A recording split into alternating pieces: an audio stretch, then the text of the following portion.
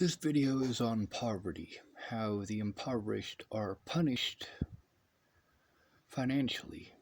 It keeps us in poverty. I'm going to try to post links at the bottom of this so y'all can see what the hell I'm talking about. Ken Wilson and Leah Plunkett ripped me off for my disability money before Natalie was killed. And I was trying to get a lawyer to take Natalie to court and to take Ken and Leah to court. I was forced into severe financial burden when Natalie disappeared because I was made homeless. Ken and Leah got away with stealing all of my money and kicking me out because of what happened to Natalie. And I didn't do that to Natalie, now did I? Nope, that was Joseph Michael Lopez. So, the 6th of January, this is less than 2 weeks after Natalie was killed, border police assaulted me in the border hospital while I was trying to make a report. See, with the abuse that I was enduring, the threats by people like Tim Beeson, and a great many other things that I was dealing with at the time, I just had Danica, that's one of Natalie's ex-stepmothers, get a hold of me, and Alycia Bollinger had called me, and I've got Rose Kelly, who's typing fucked up shit on the stuff about people who were missing at the time, like Mandy Singer's son and Shauna Sinclair's daughter.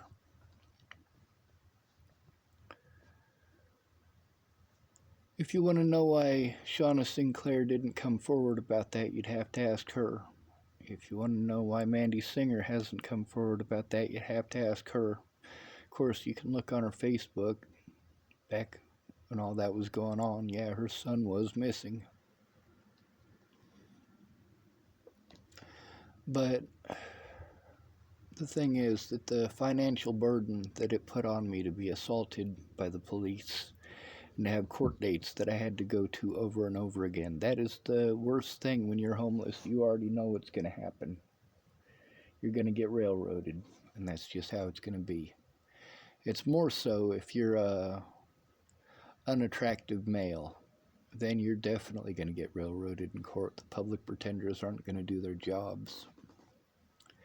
The house I'm in right now, there's no heat.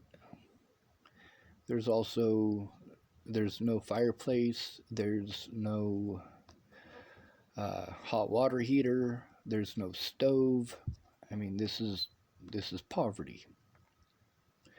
I was going to buy this house before Natalie was killed. I was actually saving up for it. I had a low-income place here in Chapel, and I was also renting Ken and Leah's down there in Colorado. I decided to stay at Ken and Leah's in Colorado because at least there I could use my power tools and make things, which makes me feel better, you know. And I was also close enough to see my friends that, well, the people that I had here in town at the time just really sucked. They were always negative. So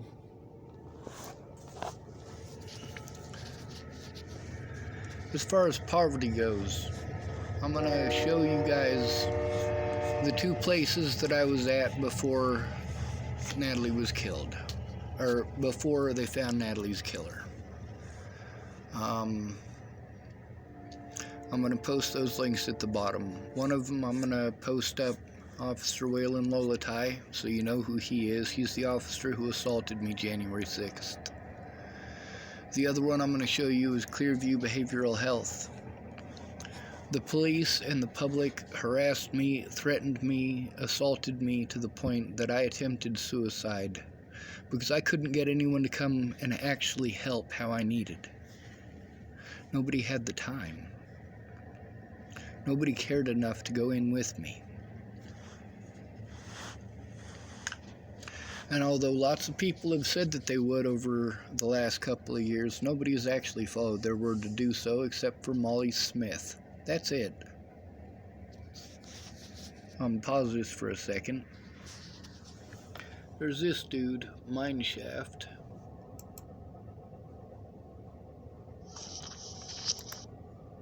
There's a video, our current state of emergency. It says there's 14 comments, but I can't see any of them. Isn't that weird? He's sending me messages, I just can't see them.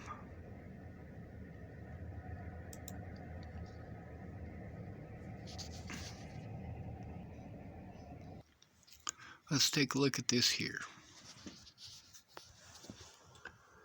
The guy and his gun that killed Natalie have already been proven in court and prosecuted for it. That's according to Shay J. She also typed here, Alycia, because law enforcement has said he is not in Montana. Those cases of people saying he tried to take them have been proven to be bogus. And yes, I am active with the SAR team and law.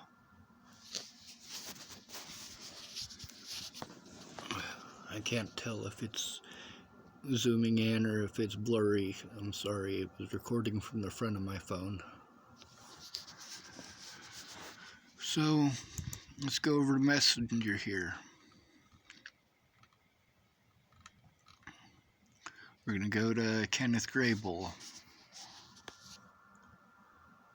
It says, Mike Violet Hecrow claimed, he says, this guy just picked up my sister today and tried to take her, him, and someone else was with him. She was hitchhiking from Crow to Hardin. She said she had to throw herself out of the car. Yeah, that's the messed up thing about it, is that it's slander, but it's acceptable. Nobody's going to do anything about it. I might get harmed because of it. I might actually get killed because of it, but nobody's going to do anything about that slander. Mr. Mike Violet Hecrow, his daughter apparently went missing December 24th of 2019. There's Mike Hecrow. There's Mike Hecrow right there, I believe. His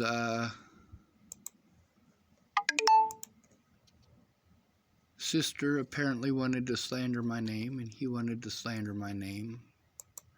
And this lady who works with the SAR team has already said that those have already been proven to be bogus. And that's the same shit that I had to deal with 2 years ago when Natalie disappeared. People wanting to gain some popularity by getting the bad guy. And that's the problem, is that you guys keep looking at me as the bad guy and victimizing me because you assume the worst in me. And you won't look at the evidence. I got the evidence right here on YouTube, a whole shit ton of it. But you don't want to see it. Just because you don't want to see it doesn't mean it doesn't exist. I'm going to tell you something. If the sun rises in the morning, but you turn your back to it, and then you walk inside at noon and sleep for the rest of the day, does that mean the sun didn't rise because you wouldn't look at it? Of course not. The abuse that I've taken is over people's bad assumptions. Clearview, the things that I was telling y'all Clearview did to me. People treated me like I was crying wolf. And then guess what? They're getting closed down because they killed a man doing exactly what it is that they did to me. They had legal issues because they were keeping people for longer than they should have to collect insurance money, government insurance money paid by you, the taxpayers. That's what Clearview was doing. They weren't interested in helping people. They were interested in getting your money. Now, the financial burden that I was forced into because of the assault by Waylon Lolatai and then them claiming that I had assaulted people in Clearview. I'm going to tell you something. I did fight with those people in Clearview. I certainly did. They refused to allow me to speak to a police officer. They refused to look at any of the evidence that I brought with me. They refused. I needed a police officer there. I was being abused by police officers. I needed the police to take a report. I was having my life threatened by the Bollingers and their friends. I needed the police to take a fucking report.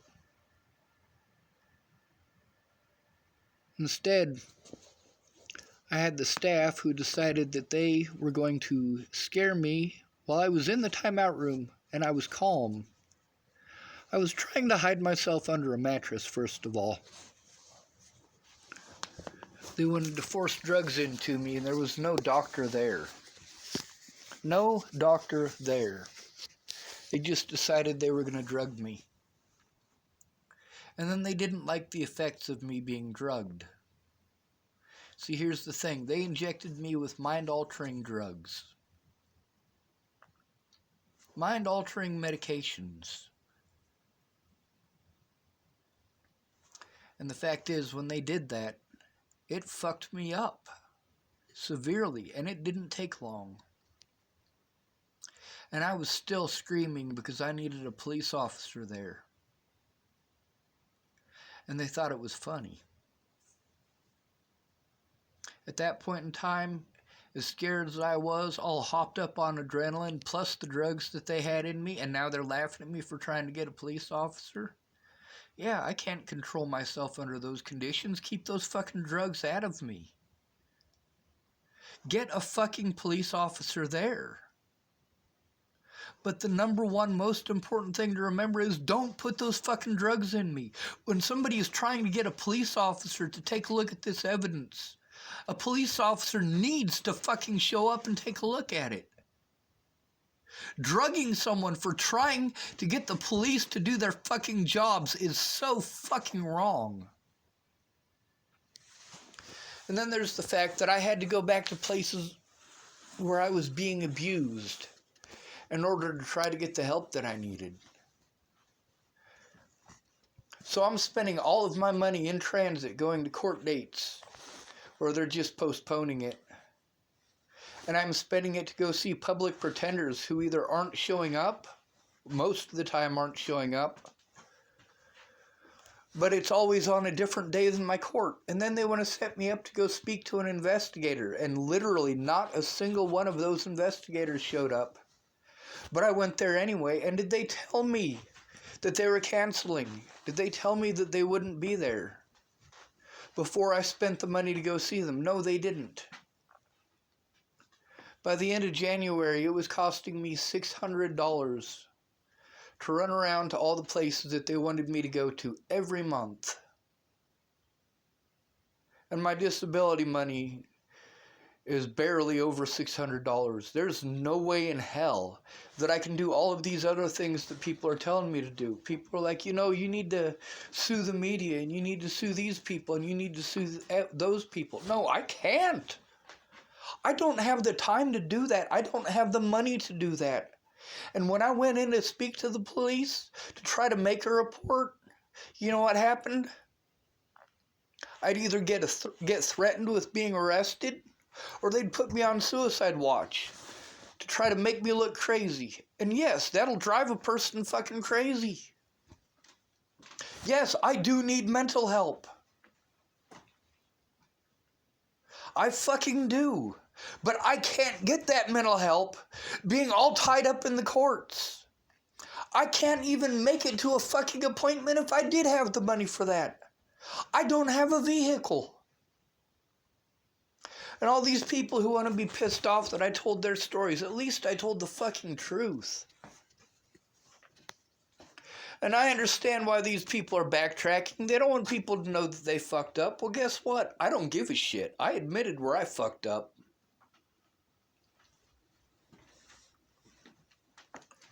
Yes, I need help. But I need the victimization to stop before I can do that.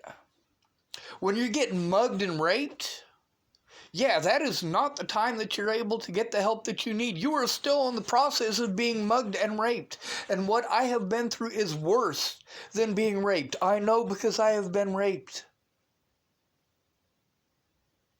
Fuck this goddamn country. Fuck the police. Fuck the trolls. Victimizing somebody for being broke. That disability money is supposed to be so that I can help myself, so I can feed myself, instead of being a financial burden on others. Because you know what? Before that, I couldn't be a financial burden on others. People aren't going to pay me to sit around and do nothing. But they also want me to do artwork, and they're not going to pay me for that either. Whether I do it or not, it doesn't matter. I'm still not getting paid.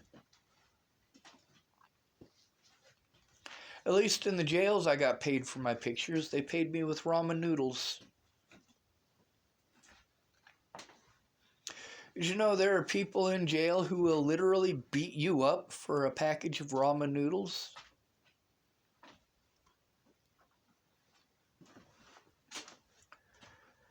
And you guys who don't have to go through that, who don't have to deal with the way that you're treated, how you're not a human being because someone called you mentally ill. That's not okay. I am still a human being, no matter how much you want to fucking slander my name. Now, the thing those people were doing there, a lot of people did that after Natalie disappeared. Playing victim. Oh, he's a this person, he's a that person. Meanwhile, my friends who claim to love me, they're not speaking up. Now, I saw them typing things on Facebook, but I needed them to speak up to the courts and speak up to the media. Did the media print any of the things that those people said? The people who knew me in real life who were defending me. Did they? No, they didn't. Did the police? No. Because those people didn't come forward to the police. They wanted to argue on Facebook. Which is why I'm so pissed off at them to begin with. At any point in time, these people could have put forth an actual effort to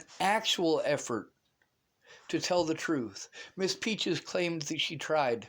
Miss Peaches claimed that she was gonna, but I didn't see it. And by the way all of you folks are treating me, if I didn't see it, it must not have happened. If I didn't see it, you must be lying. And the fact is, Miss Peaches never wrote a report, kept saying that she would. When I was over at Tabby's, I spent all of my money over there trying to make sure that they were happy. But there was one guy there, just one. His name was Joshua Eichelberger. Couldn't stop getting drunk and being an asshole. Now you see all this stuff going on with Selena, where people are like, you're a this and you're a that, and you're around picking up people here and there, and people saw you. Yeah, I had to deal with that after Natalie too. I still have to deal with that over Natalie. The reason the people are after me right now and going at me on YouTube over Selena is because of what happened to Natalie, and because I never, ever got an honest day in court. Not once ever was I allowed to speak on my own behalf in court. Not even once. Not even once was I allowed to show evidence in court. Not once did I have a public pretender who was willing to do their fucking job.